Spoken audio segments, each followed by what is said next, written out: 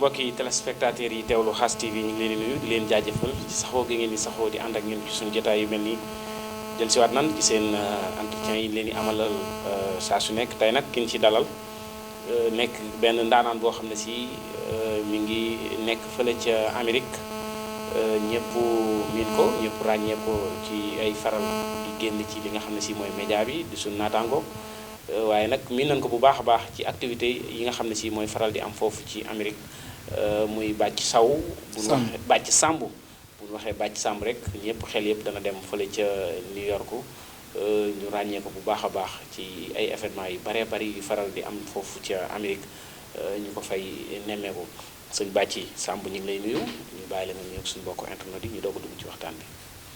waaw sëñ Cheikh maa lay ziar di la nuyu di nuyu bu baax équipe bi ma fi fekk di remercier bu baax a baax ñi ma fi fekk ak lu ko yu bees yi donc vraiment rafet na yàlla na ci yàlla suñu borom teg loxoom di nuyu nag ñi nga xamante ñu ngi seetaan ci Khass TV yëpp fàttewuma kenn rawatina nag waa Amérique nag waaw plus particulièrement muy waa New York maa leen di nuyu di leen ziar ak képp ku nga xamante ne actuellement rek yaa ngi teewlu li nga xamante ne moo di waxtaan bi. yaa ngi vacances nga jógee Amérique. depuis kañ. waaw bon dañu ñëwoon nag pour màggal bi mais xam nga tamit en tant que mouride ak événement yu am solo yooyu donc yooyu mën ñu ko bañ a ñàkk rate ñëw màggal bi wax dëgg yàlla bëgg saaraan rek jaar gàmmu bi affaire yooyu xam nga donc loolu je pense que ne tamit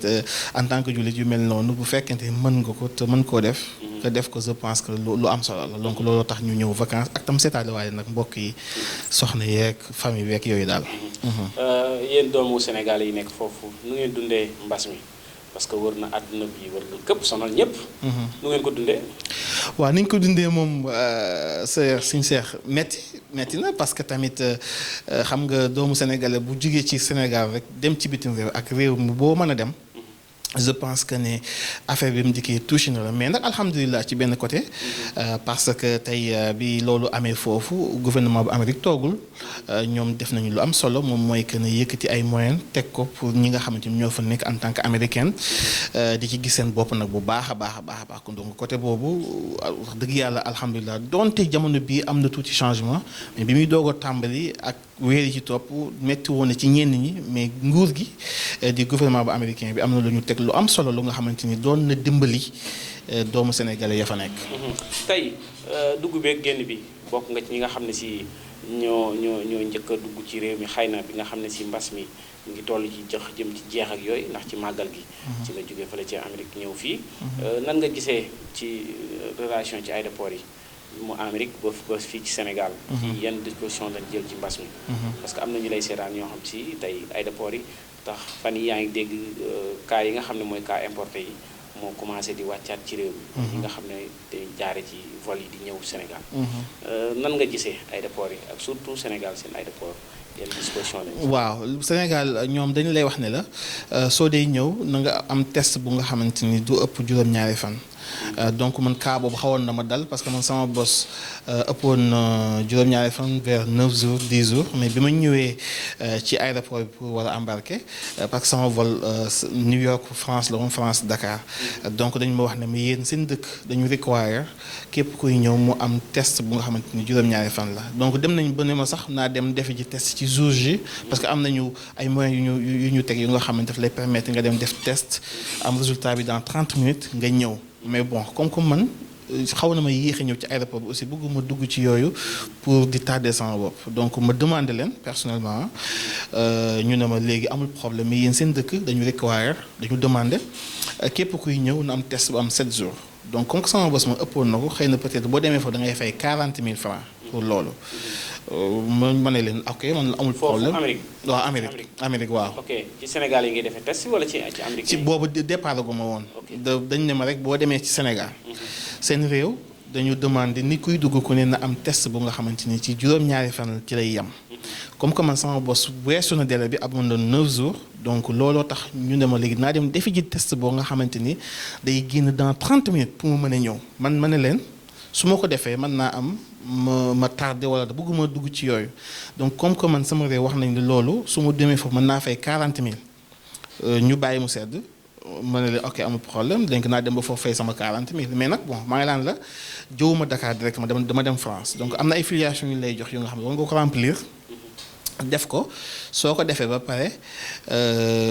nga delloo ko waa vol bi ñoom loolu la ñuy inscrire en France pour ñu xam ki dikk moom mooy kan la may adresse am fan la jóge ak fu mu jëm donc loolu si pour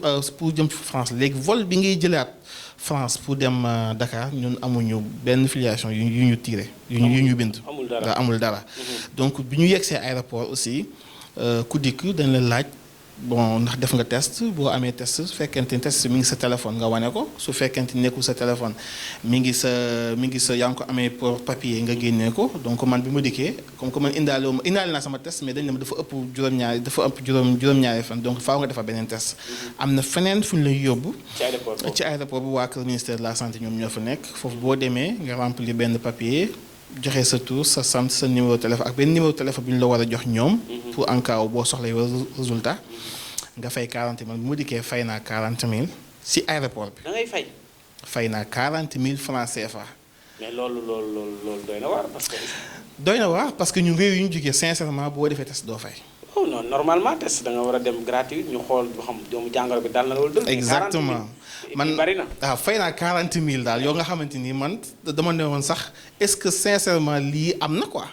man fay naa 40 000 francs CFA bi muy dugg ci aéroport bu Dakar. fay na 40 000 yu nga xamante dama ko fay juste pour ñu defal ma test. parce que 40 000 pour test rek am nga feebar wala amoo feebar. waaw bu ñu xool la ba xam am nga feebar wala amoo feebar parce que am na ñaari test bu ñu lay defal am na boo xamante ni soit sa bakkan lañ koy jaarale am na boo xamante sa biir gémmiñ lañ la koy jaaraleel xëy na peut-être ñoom bu gémmiñ bi la ñuy jël pour xam ba xam affaire bi mi ngi si yow ou pas. mais li ci garaaw kay du loolu sax sëñ Cheikh mooy que ne dañ ne ma fii ak une semaine dinaa jot. li nga xamante ni moom moo di sama résultat maa ngi ñëwoon depuis le 19 août tey la 26 octobre ba léegi jotaguma si benn résultat. ba léegi woowu ñu la nee résultat génn. ba léegi ba fii may wax ak yow nii jotuma benn résultat loolu moom jaaxal la yëpp mais man ni ma leen parce que gis na yeneen sax ñoo xamante ni. léegi est-ce que du ñun bu ndee seetaan suñu njiit yi. est-ce que du daanaka dañuy nax askan bi. parce que lu mel ni tey ñaanuma ko yàlla keneen ku yor feebar bu duggee ci réew mën na ko wàllu ñu bari. defal ni test ni ko fii ak da nga gis résultat.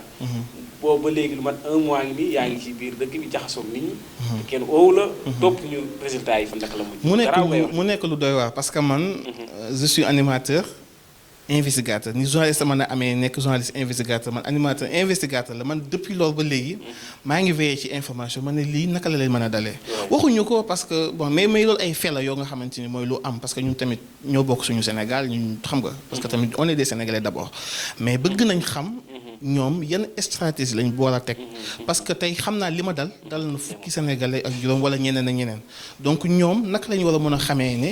yow am nga feebar bi wala boog su fekkente ne yow laataa ñu lay jox résultat bi yow déjà génn nga quitté nga ànd nga ak ay nit mën nga leen contaminé wala leneen ñoom mën nga leen jox feebar bi d'abord avant nga jox résultat bi donc loolu maa ngi ciy ñaax waa kër ministère de la santé ñu gën ci def liggéey bu am solo parce que ñun ñu nekk foofu. dañuy def ay dépistage massif loolu nag daf may xaw a jaaxal te bu ñu nee Sénégal moo jël deuxième pays bu gën a gérer mbas mi parce que pays yi nga xamante dañoo gën a gérer mbas mi ñooñu dañoo def ay dépistage massif ku def dépistage massif soo ci jógee mën nañ xam ne ba xam yow ndax yaa gën a gérer ou pas dépistage massif nag boo ko déggee yow boo génnee tey jii jëm ci rond point Liberté 6 bi war nga gis benn mbaar bu mag ñoo xamante ni dañ fa toog nga ñëw individuellement gratuitement ñu defal la test. mais Sénégal nan la mën a jëlee deuxième pays bu gën a gérer mbas mi ba pare gisuñu ñu def dépistage massif wala boog yow boo ko gisee nga wax ma ko. mu nekk lu doy waar. doy na waar en tout cas li information yi ñu ci jot moom yéeme na. 40 000 ngay fay ñu defal la test te test boo xam ne si résultat yi kenn woowu la ni la jot nga feebar bi dal wala dalu la xam nga loolu. ba le 26 tey jii daal jotuma la ba le 26 xëy na ñeneen ñi jot nañ mais man jotuma quoi. doy na waar kon du ñàkk loolu daal information la boo xam ne si jot nañ ko.